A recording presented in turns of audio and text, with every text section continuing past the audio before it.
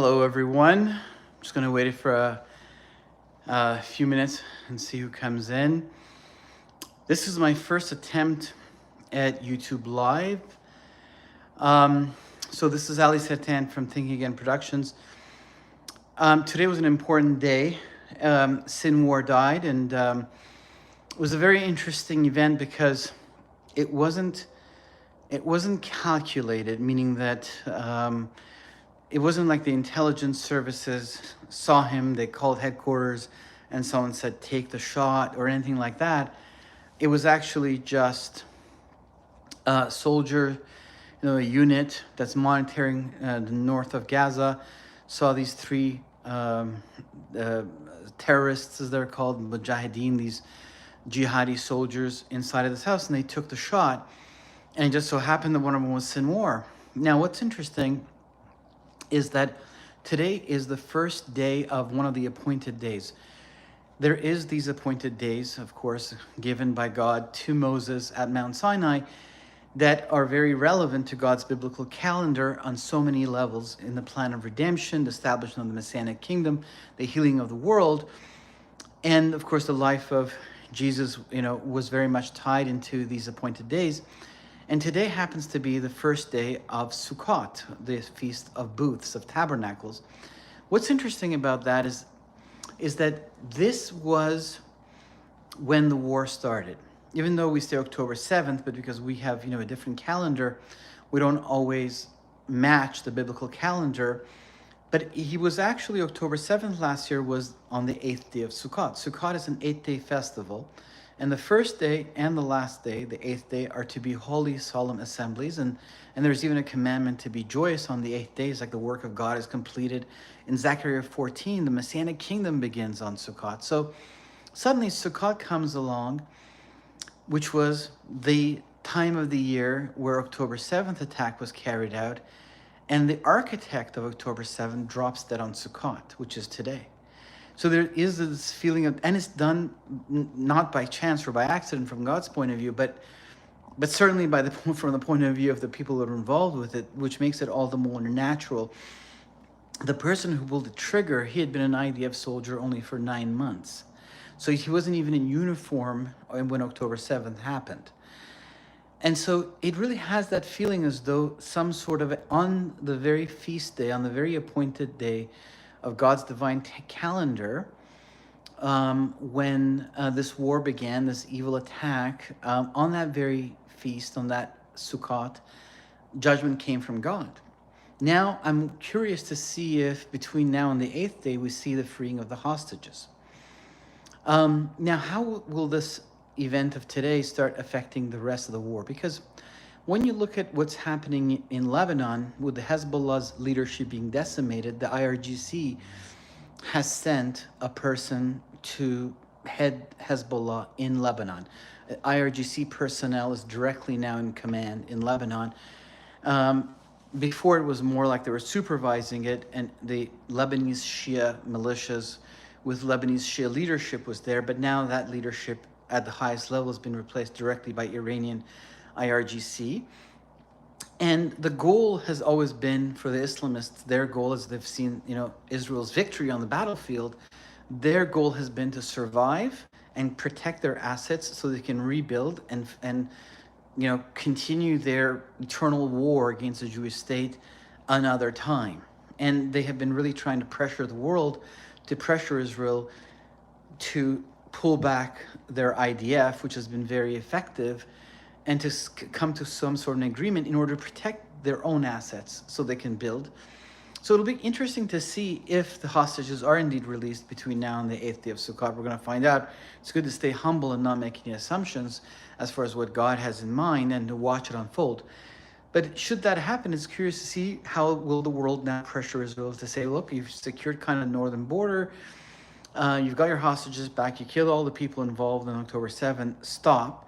And of course, the Islamic Republic in Iran is at a very sensitive intersection in its own destiny. It's internally very weak. The economy is in shambles. It has no popular support. It's kind of caught off guard by Israel's victories, and it's dying to to have someone pull back on Israel so that it can actually recover and rebuild and survive if Netanyahu were to strike strategically and hard and force them to have to retaliate to show strength to their opposition and shore up strength in front of their militias, and Israel would have to strike again. This could really, foster the fires of revolution internally as the country is ready for that. But the IRGC has a reign of terror, not an ideological reign, because the people at large are not on board with their ideas. But the IRGC has a reign of terror in the country, using kind of the apparatus of a security state. If you're an opposition leader, they might come, for your loved ones and put pressure on you in every pressure button they can find. And so the external weakening of them would be very important. And now that they've had to send more personnel to support their militias outside of the country, they have much less internally to shore up against their local population. And it looks like the supreme leader has been moved from the capital to the city of Mashhad in Khorasan province, where it is at a much higher altitude and inside of deep bunkers deep in the mountains. But what's interesting about that is that yesterday, the B-2 bombers flew from somewhere in the United States, I forget if it was Wisconsin or Missouri, maybe someone knows, all the way to the Red Sea and bombarded these bunkers of the Houthis, throwing these bunker buster bombs against the Houthis. And today, Lloyd Austin put out a message saying that, actually wrote on his Twitter feed that this was a message to all the enemies of the United States that there's no place to hide. And that was a very interesting, turn of events coming from the United States. And so, by the way, if you're interested in my kind of more like daily insights about what's happening in the Middle East, follow me on my Twitter feed, because that's where I'm active, posting all day long about what's happening, because the news flow is constant. And my Twitter feed is at UFOs, Angels, Gods, one word, at UFOs, Angels, Gods. It's the iconoclast. That's the name I have from a long time ago, because I was wanting to destroy the icons of people's thinking. But then October 7th happened, and the Twitter feed suddenly became about this war, which is a very important and biblical series of events. We are living in biblical times. There's no doubt about that. So to continue my train of thought, as will the war now, will there be pressure for Israel to stop? Because you see, as long as the IRGC is functional in the Middle East, and the cult leader in Tehran, the supreme leader, is sitting there, and money is flowing from the world to them and from the sales of oil, they can easily rebuild their losses. They're very motivated, they're very skilled at that, they have all the international connections, and the IRGC can start putting pressure into Israel from Lebanon again, and shore up the losses they're experiencing right now in Syria, which is the linchpin of the Shia Crescent, from Iran to the Mediterranean, because Iran has Mesopotamia, and Iran conquers Mesopotamia all the time. People don't know the history of the Middle East. They think, Iran has taken Iraq. Why does that happen? Well, Iran takes Iraq like every few hundred years. It goes back to the handwriting on the wall, where in Daniel chapter 5, God gives, the Middle East to the next imperial power, the Medo-Persians. And from then on, yes, the Greeks and the Romans come, but at the end of the day, regionally, that decree is still alive in some ways until the Messianic kingdom, even though it's been pushed down in the age where, the Holy Spirit has been released and the gospel or the knowledge of the king is being revealed to the nations of the world. But at the end of the age, we see Israel returning and the old empires coming back, including Persia, including maybe even Rome. We'll have to wait and see together. You have front row seats. So basically, these guys have a power structure there in Mesopotamia, and they have taken Syria in order to extend their power to the Mediterranean, since they already had planted Hezbollah there in 1982. But if Bashar Assad reasserts his autonomy and the linchpin is removed, the Shia Crescent collapses. And that's what Israel is right now going for, weakening Syria and Lebanon. By the way, there was an earthquake in Syria and Lebanon on the 9th day of the month of Av, Tisha B'Av, which is a day usually of cursing, because that's when the spies brought the evil report that we can't take the land because of the Nephilim. That's when the Romans and the Babylonians destroyed the temple in Jerusalem. But this year, there is a prophecy in Jeremiah that these days of fasting and cursing will be turned into joy. And this year, on the 9th of Av, the Iranians fired up their missiles, and the Lebanese left Beirut and went into bunker to attack. They knew this was a pressure point against Israel. It was a day that they always feared that something bad would happen. And immediately the world actually intervened and stopped that attack. So I thought that's interesting. Actually ended up being to the advantage of Israel. And the earthquake was in Lebanon and Syria, and that is the area where the war is right now. And the power structure of the Islamic Republic is being weakened there. The point I'm trying to make is that if the world forces Israel, let's say, of course, everyone wants the hostages to be freed, right?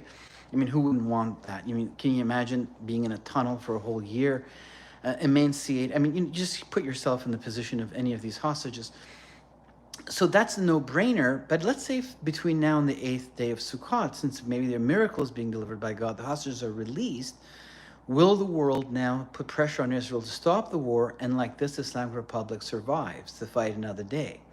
And therefore, Israel is often prevented to achieve victory. You know, when you have in a war, you don't achieve victory in a war through diplomatic solutions, okay? You achieve victory in a war by defeating the enemy, and then he comes and signs a peace treaty, like the way the Nazis were defeated, and then they signed a surrender. That's how wars work, right? This is how wars work. So if Israel is not allowed to finish the war and continue to weaken the Shia Crescent and even take the war to Tehran and maybe even trigger a regime change in Iran, which is something that's outside, of course, the hands of Israel, Israel can only defend itself, which is what is Netanyahu's desire, is to change the balance of power. Since the beginning of the Islamic Republic's revolution, this growing call for the destruction of Israel has come out of the Islamic Republic, and it has now led to the formation of the Shia Crescent and these militias, which were engineered by General Soleimani, whom Donald Trump killed, which with hindsight was the beginning of the fall of the regime, it seems. And then, of course, when the Arab world withdrew its support from Hamas, the Islamic Republic became the financial military patron and formed the Ring of Fire, Hezbollah in the north and Hamas in the south. If Israel didn't take, some portion of Israeli society didn't take it seriously, that these guys were really in for a religious apocalyptic war. They were kind of socialist, secular atheists, and they thought, come on, nobody in their right mind thinks this way. This is just a talking point to use for imperialism. They want to just extend their power in the Middle East. But October 7th drove it home that when people say they want to kill you, they mean it. So right now, Israel can no longer live under the threats of the Islamic Republic. And Netanyahu's perspective is to change the balance of power and take the war to Iran and push back the threat and reverse it 180 degrees so that Israel becomes a dominant threat to the regime in Iran rather than the regime in Iran being the threat to Israel. That's the kind of the political and objective of Netanyahu. And so now the question is, if the hostages are indeed freed, they haven't been yet, but Sinwar was just killed this morning, so we'll have to wait.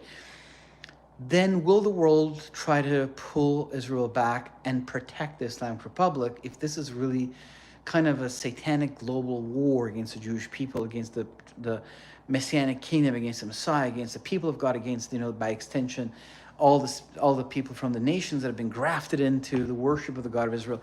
If this is really a war against the plans and desires of the Messiah and of God, then there's a power behind it always trying to protect the other side. You see what I mean? So it'll be interesting to see whether we are about to witness some sort of a release. Will this end the war? I don't think so. I think that the judgment is being delivered from on high.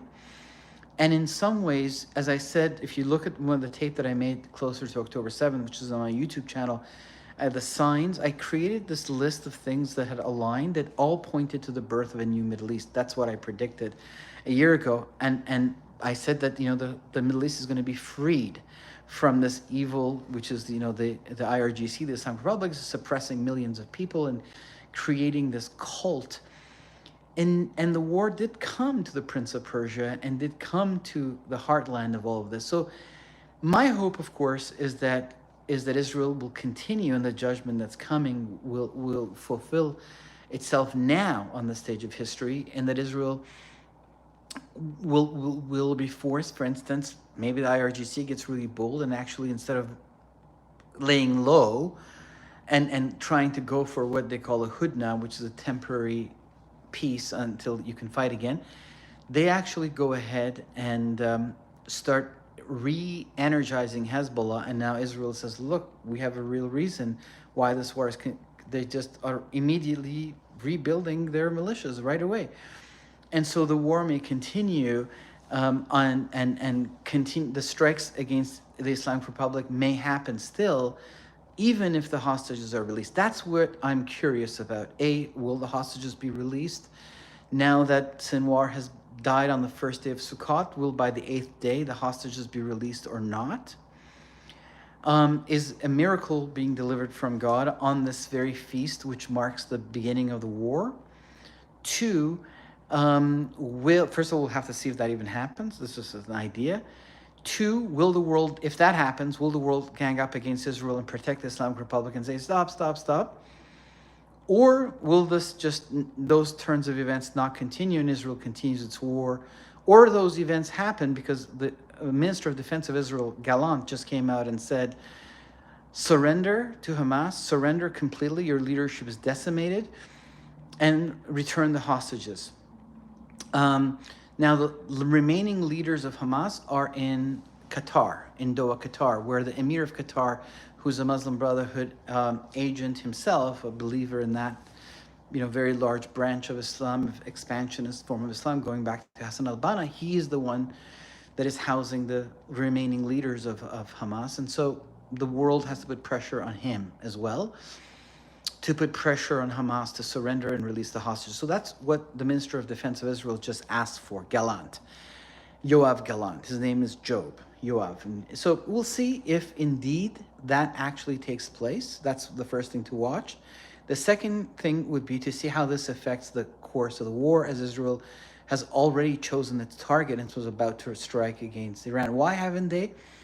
There seems to be some coordination around the U.S. election, which is on November 5th, as you all know. And the feeling that the United States is telegraphing is that, look, it's going to put the American political system in a hard place, because there's swing states, and some of these swing states have counties that have Muslim votes. And politically, the message coming out of the administration is that it's courting this vote. For instance, recently, the very area where Sinwar was just killed, just a few days ago, Israel laid siege and sent a message saying to all the civilian population, leave. And they wanted to fish out the remaining Hamas soldiers, and they cut food and water to that region. And the United States came out and said, immediately release food and water, or we're going to put an arms embargo against you. Meanwhile, the B-2 bombers just went ahead, destroyed the Houthi bunkers, and Lloyd Austin put out a message on Twitter, which I shared on my Twitter feed, at UFOs, Angels, Gods, in which he said this was a message to our enemies everywhere, meaning Iran, because Iran's nuclear facilities are deep in a mountain, built and designed to be deeper than what the bombs could destroy at the time where those bunkers were being designed. Iran is a very mountainous country. And only the United States has the bombs to take those nuclear facilities out, not Israel. And so the fact that the B-2 bombers did this, and Lloyd Austin said this is a message, meaning to Iran, tells me that even though politically the conversation out of the White House is to make sure that the electorate, that they want the votes, is on one side is speaking to them, saying, no, you can't cut the water and food to the north of Gaza, or we'll put an arms embargo. On the other hand, the actions are saying, here, we're going to put some THAAD missile defense systems in Israel and in Saudi Arabia, and we're going to bomb the Houthis with the very planes needed to bomb the nuclear facilities in Iran. And the Secretary of Defense is going to put out a message on his Twitter feed, very clearly spelling it out. So it seems to me that Israel's victories on the battlefield are changing the power equation in the Middle East. people are seeing the global order is seeing that the Islamic Republic may be weakening and may be going in the direction of collapse, and therefore both Russia and the United States are hedging their bets and saying, okay, it looks like these guys can no longer be the guarantors of regional stability, because even though people themselves may have one view of life, but the people that run the world, they look at it more from the point of view of world order, the flow of goods, of energy. And so far, the Islamic Republic controls Iran, Iraq, Syria, and Lebanon, and the Muslim Brotherhood controls Qatar, Afghanistan, Turkey, and half of Libya. So from the world's point of view, whether people like it or not, these two power centers are to be dealt with because they control that region for better or for worse. So the world does business with them. But if one of them is weakening, which is Iran, then it would seem that maybe the United States and Russia are withdrawing some support. And that's why, even though the Houthis have been a pain in everyone's derriere from the beginning of this war, but only now did the United States take decisive action against the Houthis, really for the first time, even though they control one of the most important waterways of the entire planet, where so much trade goes through. There are three waterways that are the most important on the planet. One is the one between Taiwan and China. The other is the Suez Canal, which is secure under Egypt's control right now. And the third one is where the Houthis are controlling, and there's an Iranian spy ship that gives them coordinates. And everyone knows about that. If the United States or Israel took that spy ship out, that would be very difficult for the Houthis to function, but no one has done that so far. But suddenly, the United States comes out of the blue and sends these B-2 bombers that are a message to Iran at this moment in time, which tells me the global war order is taking a step back from the Islamic Republic. Why? Because of the victories of Israel on the battlefield are changing the equation of power. Everyone was telling, Israel, don't go into Gaza. Like Biden said, don't go into Gaza. It'll be like your Iraq. It'll be like a, what do you call it? The quicksand. You're going to it's not going to be good. Don't do that. But of course, Israel was able to go to Gaza and very surgically do what it had to do against all odds. Then the world was like, don't go into Rafah. And Egypt was like, don't come into Rafah, because they didn't want all their tunnels to be exposed. But Israel eventually went into Rafah.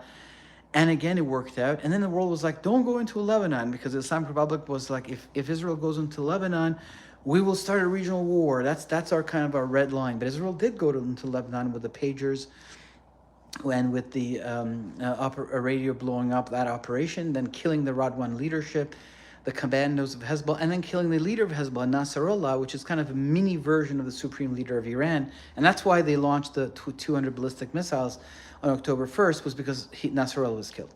That was their red line.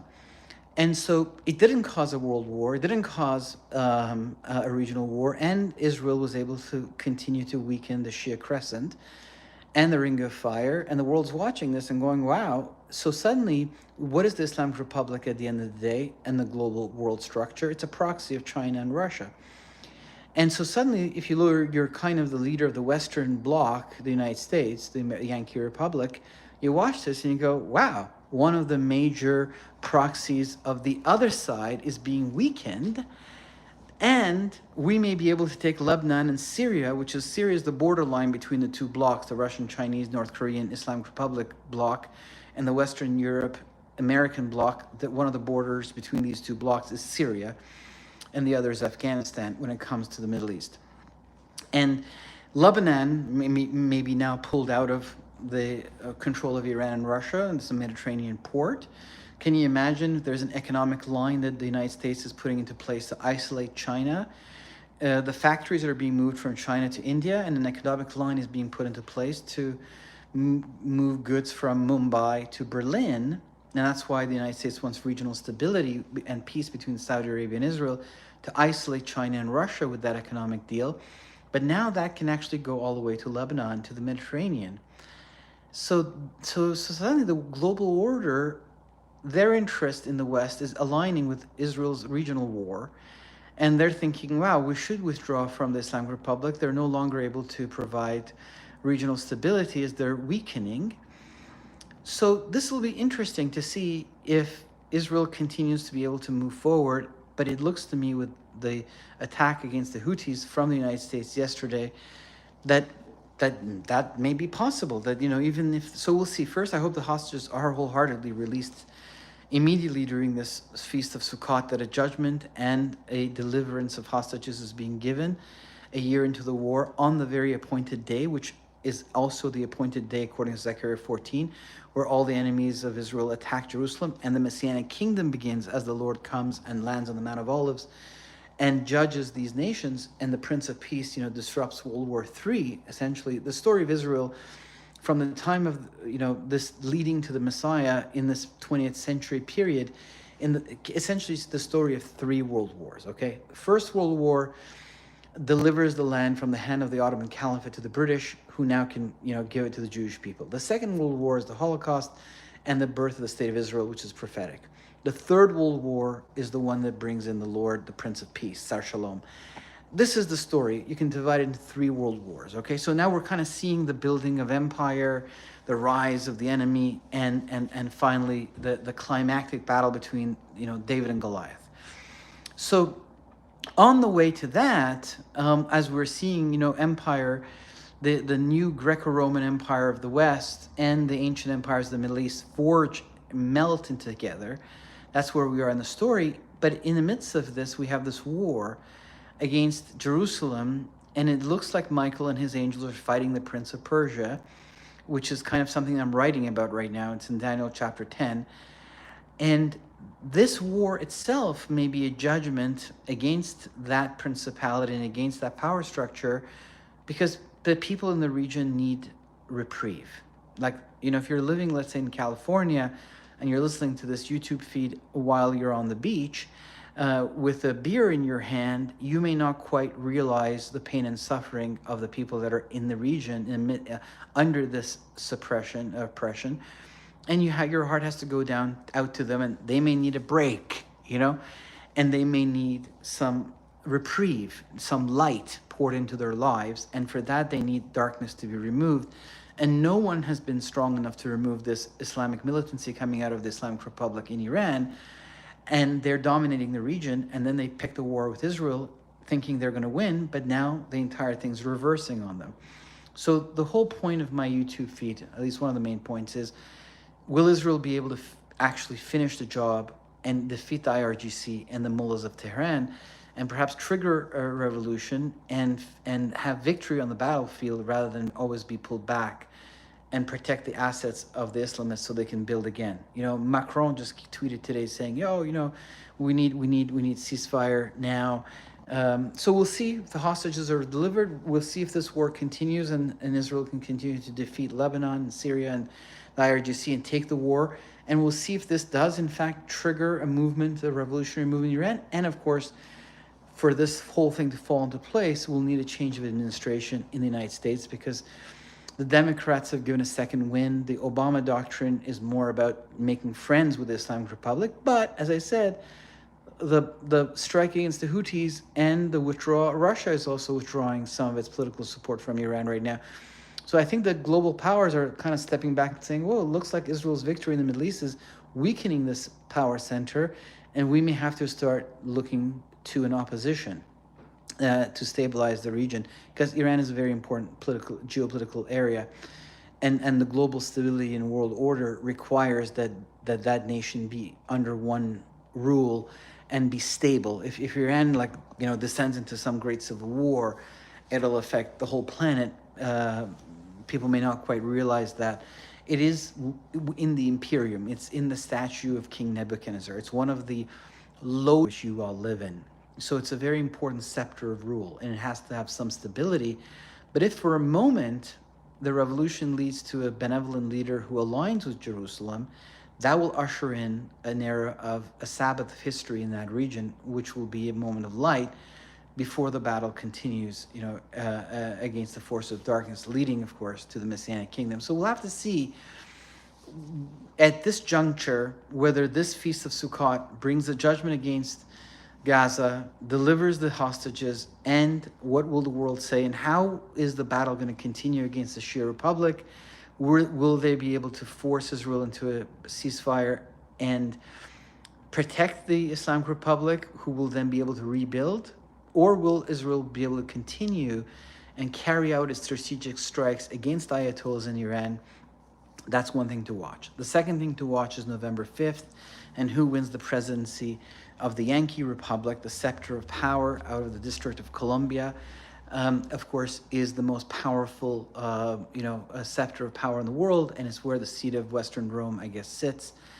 Eastern Rome landed in Moscow, and of course, from Moscow to DC through the European capitals, the eagles of Rome still fly high. So we'll have to see whether it shifts from the Obama doctrine, which is in the hands, which supports the Islamic Republic and gives them oxygen, money in suitcases, oil sales, etc., which allows them to continue to fund their militias, pay their employees internally, and fund their suppression forces against the people. But if it shifts to the Republicans, the MAGA Republicans under Donald Trump, as Israel's victory in the Middle East is changing the power dynamic, then Trump may cut the oxygen to them. And now the opposition internally will see a light at the end of the tunnel, and the people in the regime who want to rebel and coup against their bosses, everything aligns internally, they will rise. But it will require, I think, the double whammy of Israel's strategic strikes and a change of administrations in the United States together. And of course, that right now, the question I'm asking is, will the hostages be freed in this 8 days of Sukkot? And if that happens, will the world pull up back on Israel and say, end the war? Or will Israel be able to continue forward as the IRGC already is repositioning in Lebanon and Syria? Will Israel be able to go forward and finish the job and have victory on the battlefield and change the Middle East? Or will the force of darkness pull back and protect the assets of the Islamists if the hostages are released? That's one question we're about to find out. And ultimately, I'm casting this entire thinking in the light of a divine ordinance that actually the judgment is coming from God and no one can stop it, basically. God has decided that really the perpetrators behind this battle that happened on the appointed day of Sukkot last year, on the 8th day, on this holy day of God, that started this whole war, that this really was commanded by the supreme leader of Iran, and his days are now numbered by the court of heaven, then no one can really stop it. The battle will continue. It's just a matter of how at this point. How will Israel get past this juncture? How will the hostages be released? Who will become the next administration in America? And will they make it more difficult or less difficult for Israel to carry that? Will the people feel encouraged to rise or not? So there's all these questions that await us.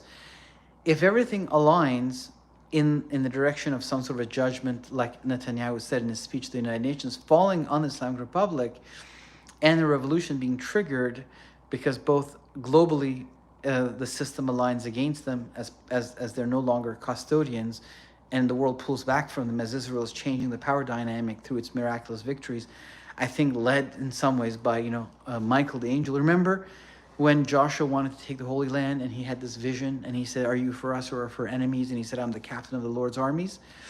So that kind of a leadership that Michael provides, in this time against the Prince of Persia. So we'll have to see how this goes forward from here, and whether that judgment will be carried out now, and the hostages, meaning the Middle East, will be delivered from the IRGC and the Islamic Republic, and for a moment there'll be alignment between Tehran and Jerusalem that will usher in a season of a Sabbath of history in that region, and a time of light and reprieve for the people there, before the war continues in some other way. We'll have to see all of this together. But if everything aligns, I suspect that maybe the fall of the Islamic Republic, or really the kind of the double blow, at least of Israel and the United States against them, may come between now and Passover. Because if these appointed days are somehow a clock, then is not Passover the time where the pharaohs fall? So we'll have to see. That takes us into the spring. I think this war will continue into 2025. But Israel has a decision to make right now. First, their focus is on the hostages. It's natural for them to immediately focus now on that. It's everyone is on board in Israel, including Netanyahu, including the Minister of Defense. It's just the most natural thing to do. It doesn't really matter for a moment. Even Israel has to say, even though we are in this existential war, we want to change the power dynamic against the Islamic Republic. But of course, at this moment, it's natural for everyone to pause and say, wow, can we get the hostages out? So we'll have to see how that goes, and we'll have to see if the pressure comes in Qatar to pressure Hamas to surrender, and we'll have to see how the war may continue from there into the final judgment against the scepter of power, which started the whole thing, which was in Tehran. Will this be the freeing of the hostages of the entire region, and will this happen by Passover? Is not that when the bondage, the hostages, or the people were freed from bondage, from the yoke of Egypt through the Passover lamb? Was it not in Passover that the judgment came against Pharaoh and the people were freed? So we'll have to see if this war continues into the next appointed day. So stay tuned, and I'll be sharing my thoughts with you guys as we go forward. Don't forget to share this video. Follow me on Twitter at UFOs, Angels, Gods, and subscribe to this YouTube. I'm supposed to say these things. Subscribe to the YouTube channel. Put on the little bell. Support me on my Patreon page, and also share this update with your friends and family if you find any value in it. God bless you all. Till next time. This was my first YouTube live update, so I hope that it came through well. And believe it or not, I don't know how to stop it. What button do I press? I think that's the X. Okay, till next time, guys.